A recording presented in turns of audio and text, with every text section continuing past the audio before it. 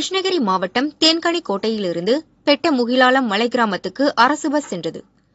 தல்சூர் கிராமத்தில் பஸ் சென்றபோது எதிர்பாராத விதமாக பஸ்ஸின் மேல் பகுதி மின் ஒயரில் உரசியது.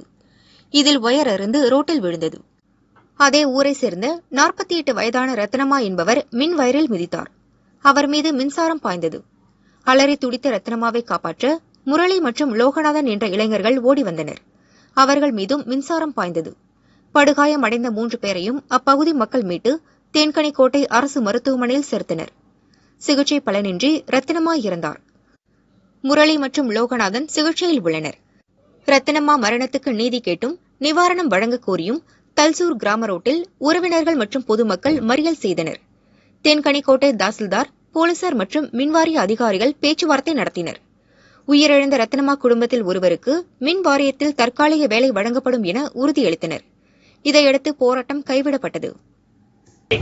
ನಾವು ಹೇಳಿ ಮುಂಚೆ ಆ ಮರಣ ಹೋರಾಟದಲ್ಲಿ ನಾವು ಬಂದಿರೋದು ಯಾಕೆ ಅಂದ್ರೆ ಈಗ ಕರೆಂಟ್ ಅವ್ರನ್ನ ಆಫೀಸರ್ ಸಪೋರ್ಟ್ ಮಾಡಕ್ಕಲ್ಲ, ನಮ್ದು ಒಂದು ಅಕ್ಕ ಹೋಗೈತೆ.